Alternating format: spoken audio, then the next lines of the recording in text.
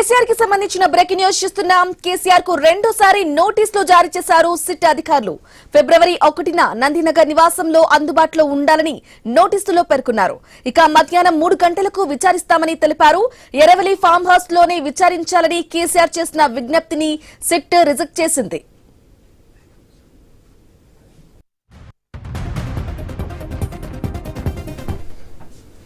రైట్గా KCR notice కి సంబంధించిన breaking news చూస్తున్నాం. కేసీఆర్ కు రెండోసారి నోటీసులు జారీ చేశారు సిట్ అధికారులు.